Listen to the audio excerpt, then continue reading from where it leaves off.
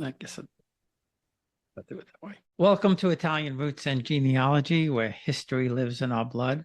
We explore the journeys, records, and family stories that connect Italy to the world. Because when you discover your roots, you don't just find names, you find yourself.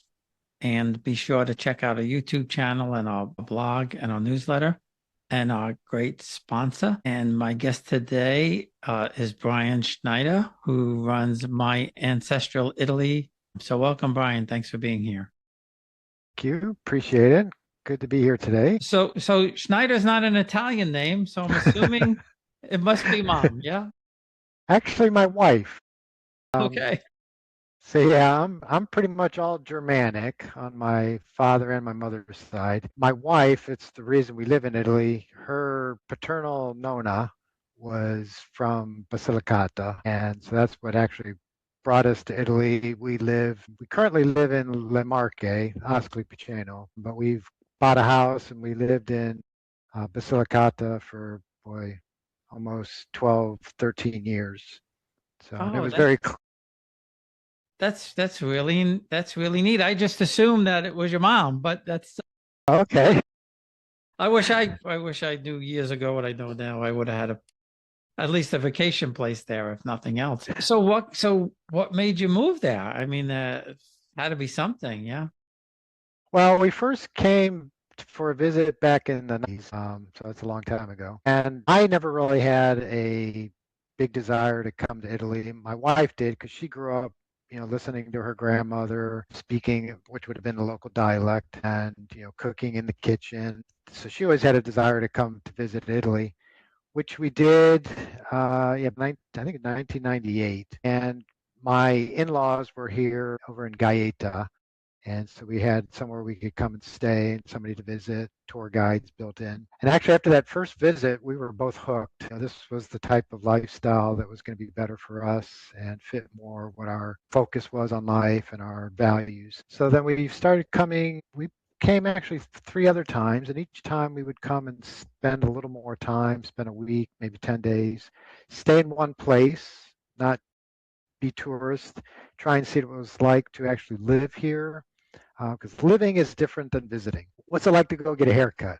What's it like to go buy something from the ferramenta that you need for the house? When are the stores open? When are the stores closed?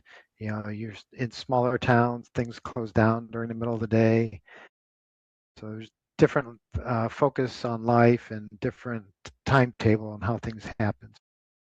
Then we eventually decided, we'd like to move here, but it was difficult. How do you just pick up your life and find a job in another country? And we tried that for a while, but didn't work out. Uh, you have to have certain skills to be able to get a job in Italy, to get somebody to want to hire you, unless you have the means to support yourselves. And we eventually got to the point where 20 years ago in May, we decided we were just going to sell our house in Albuquerque and do what we could to come to Italy for at least a year. And so we made that happen, sold our house, set aside a certain amount of funds to have a year in Italy. All the paperwork that was involved with that was back before internet, and you had to do things by phone calls and bank transfers and all that fun stuff. And so we ended up moving to Italy. We stayed in Anzio, south of Rome. We had very good Roman friends who had a summer house down there that we could stay. And we went there. And once we were there, we started looking at wanted to go to a language school to get better with the language. We had taken some classes in Albuquerque. My wife has a very good ear for the language because she heard it when she was a child. For me, it's a little more difficult. But we searched around for language schools where we would not hear English everywhere once we left school. Because, like, if you go to Firenze, you go to a restaurant, they speak to you in English. In Roma, they speak to you in English in the restaurants. We found a place here in Ascoli Piceno, which is in La Marche on the Adriatic coast. And we came here for school for 2 weeks. We like to call it our language boot camp because it was, 4 to 6 hours a day, classes and then some homework, and then you go out in the evenings and do some activities, and everybody around us spoke Italian, so it was kind of do or die. And we actually ended up then moving to Ascoli. We lived here for about 2.5 years. And while we were here, we started making trips down to Basilicata, where my wife's family originated from. The town is called Anzi, which is south of Potenza. Anzi and Lorenzana is where her ancestors came from. So we actually found a third cousin that she still has in Anzi. So we go down there and connect with them, go to some of the festivals. We eventually realized it was an area we really liked. Reminded us of New Mexico, a lot of mountains, kind of not the tourist areas. This was before Matera became a big thing back in 2009, 2010. And we found a small town near Anzi, a town called Trevino. And we were staying there at a agriturismo just outside of town and talking to the owners, saying, hey, we'd be interested in finding a place to live, because we'd actually been looking for almost 2 years if we could find a house that we could buy. So the owners of this agriturismo put us in touch with the mayor of this town. Trevino is a town at that time had maybe 700 people. And he, being the mayor, he knew who everybody was. He knew all the properties. He actually had keys to certain houses because he's actually also a civil engineer, and he does construction and refurbishment projects. So we spent some time with him, and we actually went around, looked at several different houses, found a place that needed minimal work that we could then move in. The owner, the owners had passed away, and the daughter who was then inherited the property, she lived in Rome. And so we had talked to her on the phone and talked about price. And the thing is, in some of these small towns 20 years ago, 15 years ago, you could buy a house for the price of a pickup truck in the United States. And so we were like, okay, even if this wasn't somewhere where we were going to live all the time, it's not an opportunity we could pass up, somewhere we could always come and stay. So we actually were on our way moving back to the States for a year, because we're like, okay, we need to get back to the States, get some things sorted out. We met her in Rome the day before we flew out, and agreed on a price with a handshake. And we talked about, okay, do we need to give you money or anything? She said, no, I need to figure out some of the paperwork. I need to finish up the inheritance, transfer some things to the notaio. We'll take care of it all over by phone. It's no problem. So then within the next year, everything went through. My wife flew back to Rome to do the meeting with the notaio, sign all the paperwork, and we then had a property. And that actually became something that was featured on House Hunters International Oh, wow. back in 2011. Yeah. That's really cool. Now I'm going to have to go search for that. That takes a lot of guts to just do all of that. But I guess, go back to what you mentioned about the language, I guess that's probably the way to do it, right? Is just be fully immersed. Yeah. Correct. And at the town we lived in down in Basilicata, nobody speaks English. So you learn to speak Italian, and there pretty much everybody speaks dialect. They speak the local dialect. They speak Napolitano. Some will speak Bariese. Some will speak, different dialects, and then Italian. So frequently we'd be talking to someone and we'd have to remind them, please, you need to speak Italian because we do not understand all the dialects. Well, I was this a few years ago now. I was actually offered a home in one of my ancestral towns, but it was, it's like on the top of a mountain in Calabria. And just driving there from Reggio Calabria through these winding hills and all of that kind of, but I thought he was kidding. And they said, no, he's serious. You could have this house. It was like I don't know, a 2 or 3 bedroom house or something like that. But it needed work. But he said, I'll help you do all of that and everything. It was a really nice gesture. But if it was 20 years ago, I probably would have said, yeah. But, okay. 70 something is a little tough to jump into that, especially, going up the mountains and all of that kind of stuff. It would have been rough. But I have a friend who she moved there, I guess I think close to 7 years now. And it was the same thing. I mean, she knew some Italian, but she said the same thing. She said, she said, even now, she says there's still things that, are tough for her to get across in Italian. And I guess it takes a lot of practice. Well, the language you learn in Italian language school is different than the language they use every day. And that was one of the first things we learned. 'Cause, we took language Italian lessons in the US and then came here and did language lessons. But then you go out to the bar and, the way they ask you what you want, the way you ask for something is different than what they teach you in the book.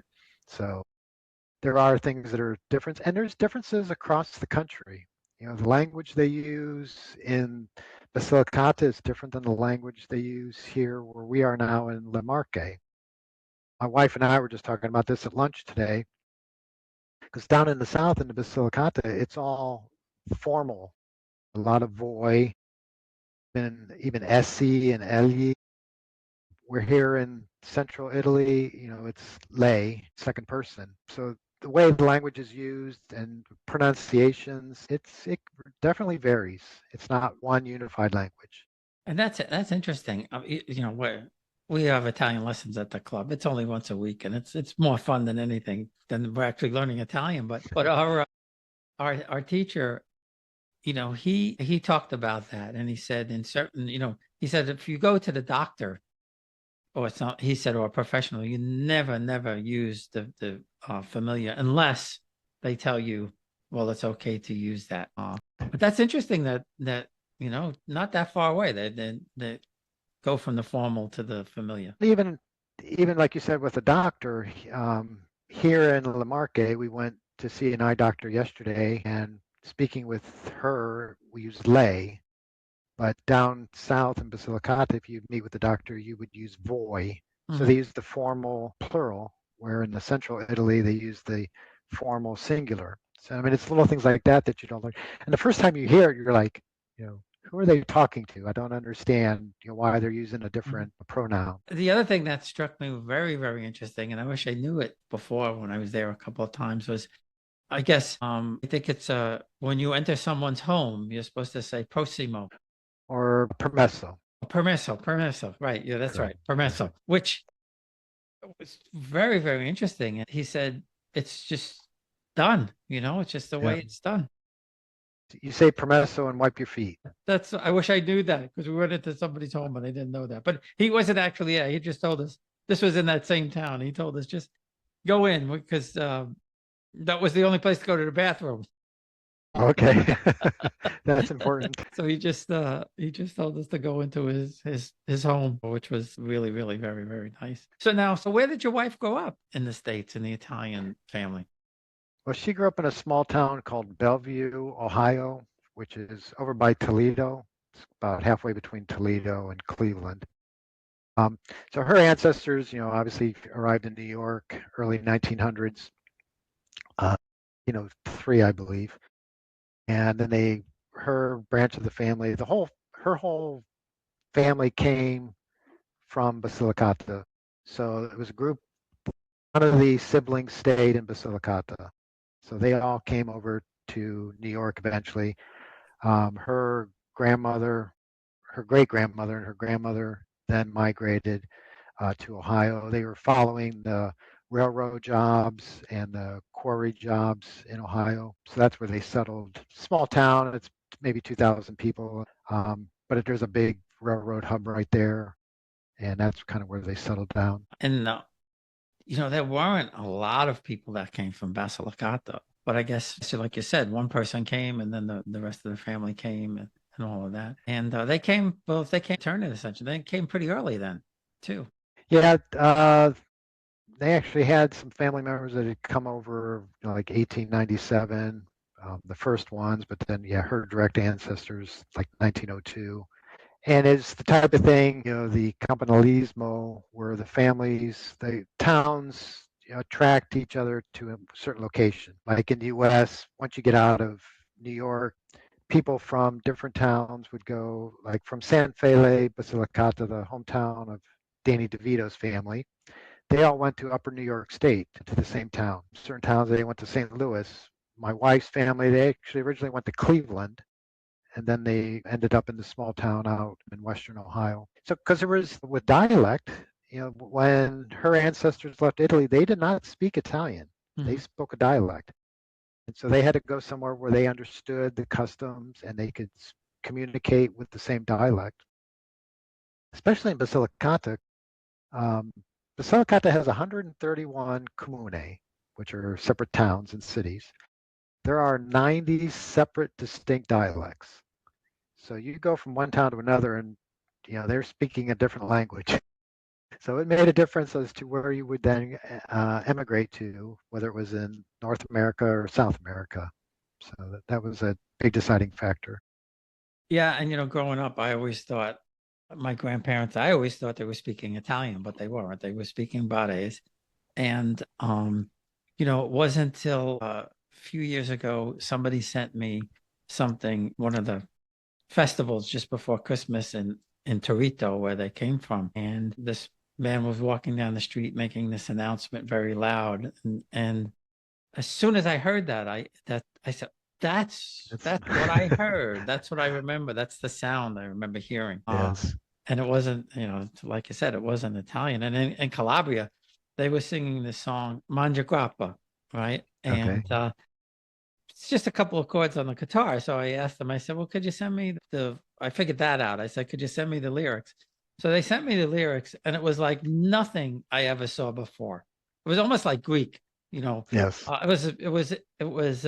you know, um, English letters, but there were like a string of consonants, like you wouldn't believe. Maybe a Yes. vowel shoved in here once in a while. Well, that's the thing about living in a small town. We had to learn some of the dialect words just, for like, how do you say salsicha? They would say salsich, and how they would pronounce different things. There was a dialect word for that. And so when somebody would say something to you and they would use the dialect, you had to be able to understand what they were actually talking about. So yeah, it's important. And the neat thing is, in a lot of these smaller towns, I mean, they're still teaching dialect at home.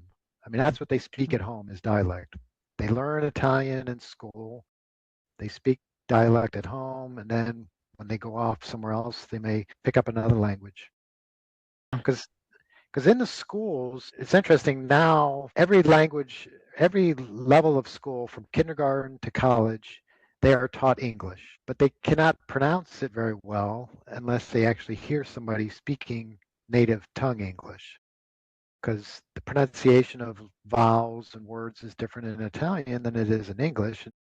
A lot of the teachers that are teaching English in Italy in some of these smaller areas have no background speaking mother tongue English, so they're pronouncing everything with a vowel at the end. So there's differences there too. Yeah, the guys are talking about that's what the guys are talking about in Long Branch here in New Jersey, where they were making, their grandparents are making English words into Italian, But that's the other interesting thing is where with us, the vowel sounds change. In Italy, the vowel sound is always the same, and that's Correct. then you understand why when they pronounce certain things, it doesn't sound right to us, but to them it makes sense. I'm always embarrassed to say my name over there in Italy because I say Sorrentino and it's Sorrentino. Valentino. Sounds a Right. lot nicer when it Yeah, has that melodic kind of ring to it, the I and the E are two big ones that catch people because they're pronounced differently in English than they are in Italian. Well, yeah. Those of us in the class who, I mean, in our club, there are actually, people who don't pronounce their name even close, and they always refer. We have one of our members is his last name is DeFiglia, and every time somebody gets up there at the mic, they say DeFiglia, and we're all go like, Yes. So, what got you started with doing the ancestry? Well, my wife, back when we lived in Albuquerque, she started looking into her ancestry. And this was back when they didn't have internet. She would go to the Mormon Church's Family Research Center in Albuquerque, request the microfilm discs.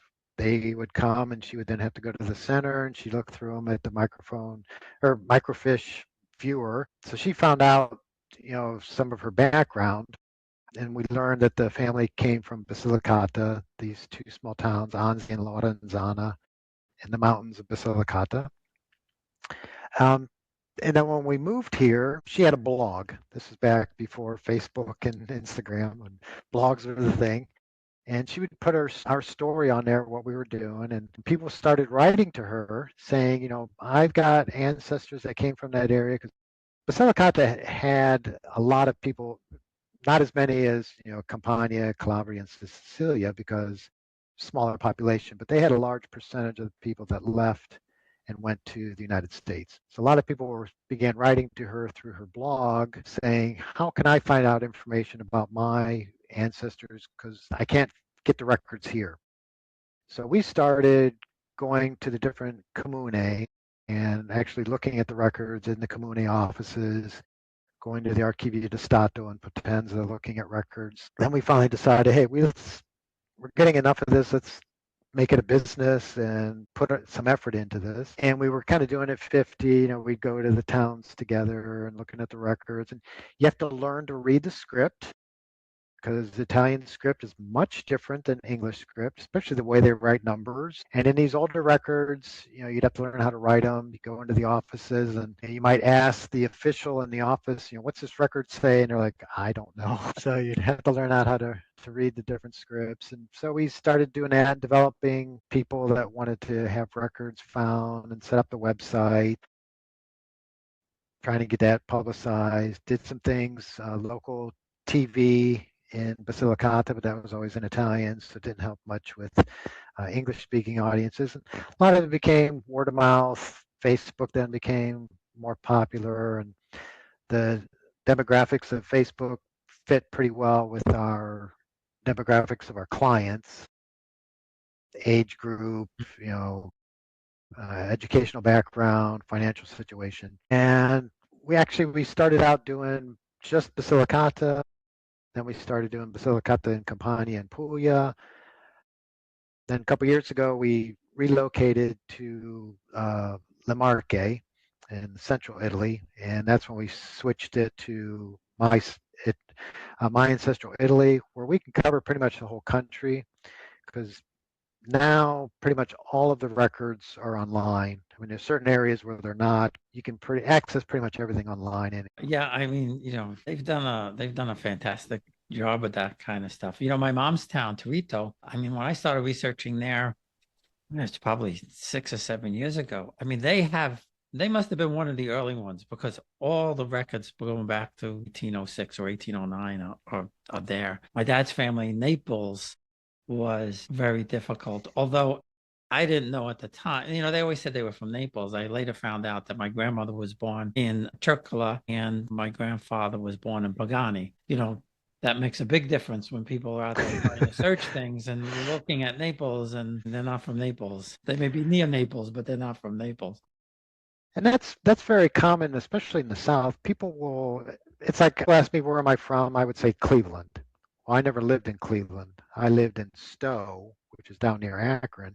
But you mentioned, what's the largest town where you grew up? And it's very common, especially in southern Italy, and especially in Basilicata. So people say from Anzi, the town where my wife's family came from, they would not tell somebody that they're from Anzi. They would say they're from Potenza, which is the province. And so that's where it gets complicated, especially with Naples, because Naples is a big city itself, and it's got a lot of towns around there. So people would say, yeah, I'm from Naples. Their family was from Naples, but yeah, they're from a small town, or maybe they're from one of the quartieri within Naples, which then makes it more difficult trying to pin down where the records are. Because, in Naples, even in a quartiere, there may have been 500 births any one year. So trying to find the name can become very difficult. Yeah, and I tell people too, when they're searching the Antonati, I said, they have a lot of different people indexing it, and you gotta kind of try variations on the name. Like my second great grandmother was from Switzerland. Her last name was Mohr, Mohr, and they have her under that. There's some under there, but then there's also under Molar, Molar. And, I kind of just stumbled on that. So people have to don't give up, I guess, is the answer. Try something else, try a little variation. If you think it's an O, It might be an A at the end, or maybe an A in the middle when it's supposed to be an O, or things like that. I always have the guy, when I look at my records, I always have the guy who writes like me. I don't have the guy who writes really, really nice.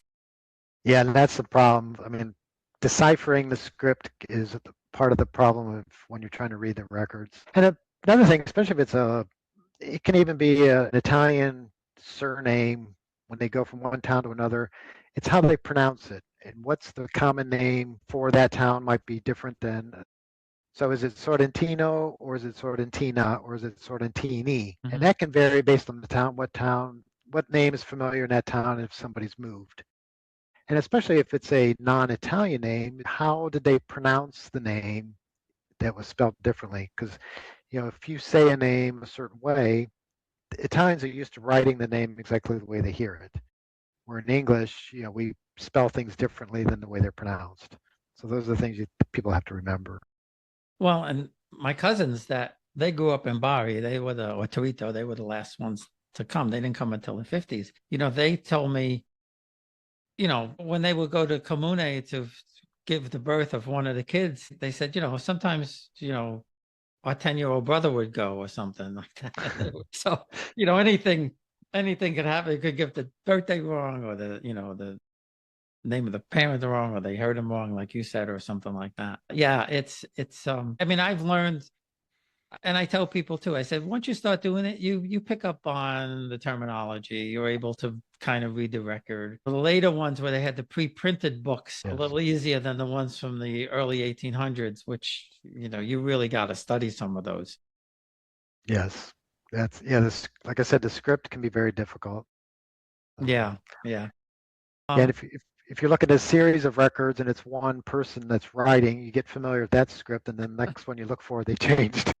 Yeah. Yeah. Like I said, I always have the guy who writes like me, which is terrible, but it's fascinating to do that. And I've interviewed a couple of people who they built an index for their entire town. I have to give them credit for that. They've looked at every single record and indexed it and found, cousins and things like that. Like they say in these records, sometimes it's a cousin might be the witness, or the next door neighbor might be a witness, or things like Yeah. that, because it was such a close-knit society, right? Yeah. Yeah, everybody knew everybody else. Some of these towns you go into and people want to know, okay, where did the family live? Well, in some towns on the records, they didn't put a street. They would just say, they lived in town in their proprio casa, in their house, because everybody knew where everybody else lived. Everybody knew who everybody was. Well, that's so interesting. That's Yeah. interesting that they would just say, yeah, well, right, because they know where they know down the block. Well, I always say that, when I speak to the Italians, because they don't do like DNA, and they don't do a lot of ancestry research and things like that. But the cemetery is right down the block, and the whole family's probably in there, so they know where everybody is, and they know. On it, as saying Italians here, because we get a lot of times people are like, oh, trying to find relatives can be difficult if you're needing to connect, say, with a third or fourth cousin. Because Italians frequently, they know the family that they probably met. So their grandparents and their great grandparents. If you start asking them about, their great great grandparents, his bisnoni, they're like, I don't know.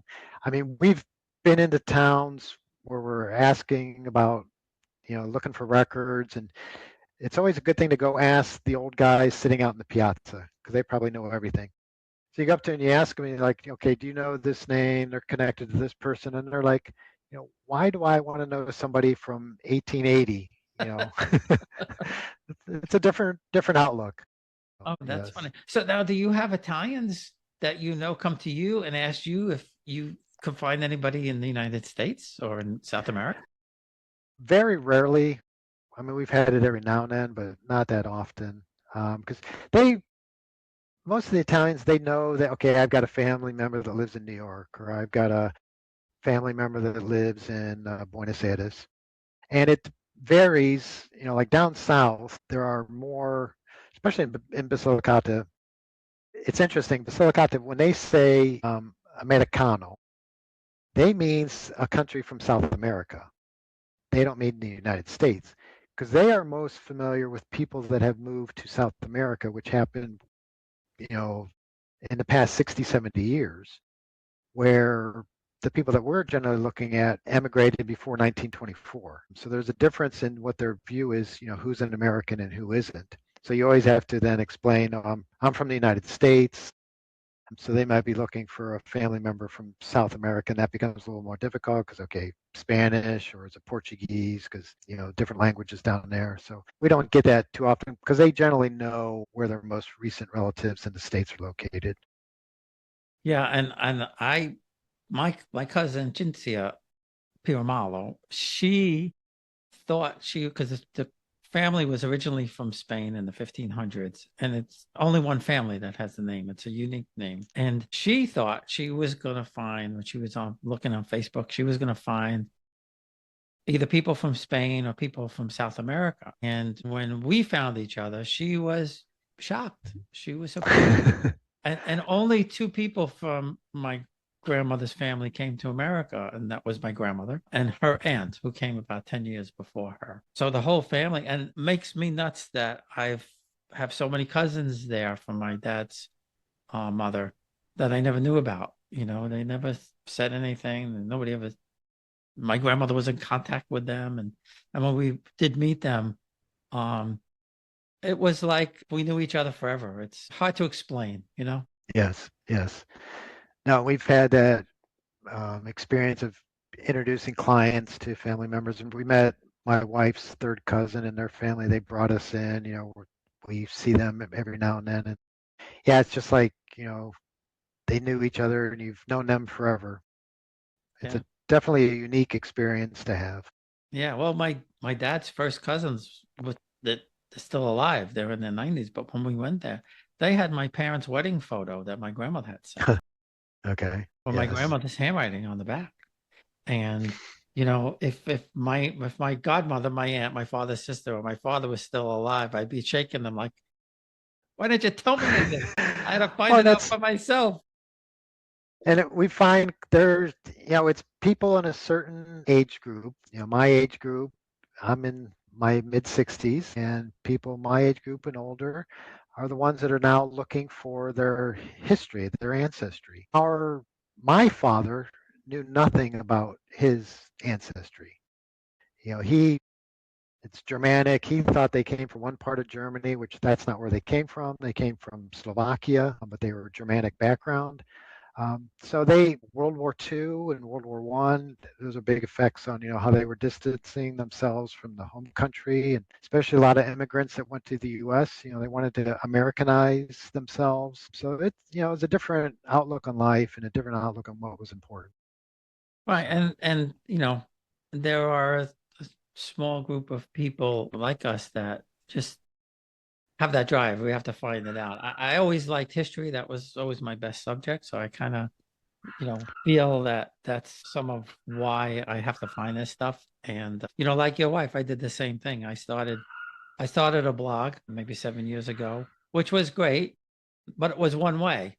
So that's why then I Right. started, about 5 years ago doing this, because it's so interesting to me to hear everybody else's stories and talk to authors who wrote about Italy, and every once in a while get an Italian on that talks about what it's like over there and things like that. So before we go, if anybody wants to use your service or find your website, where would they go?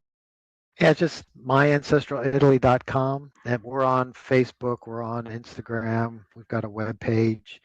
Um, the other thing, I last year published a book about our experiences and helping people if they wanted to come and visit their ancestral town. So that's a book that actually kind of walks people through the genealogy research, things to do when they want to come and visit, things to help, get the most out of that experience.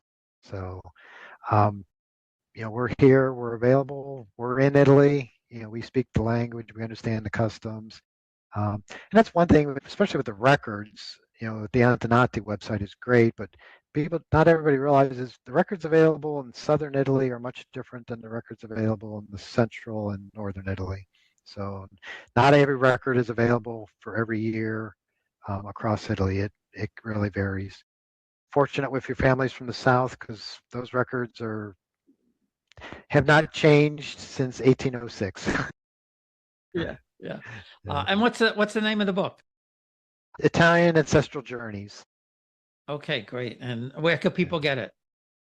It's available on Amazon. It's available on paperback and ebook. People that have Apple, you can download it through Apple on an ebook. So there's a lot of different sources. If you just search for uh, Italian Ancestral Journeys, whatever source is best for you.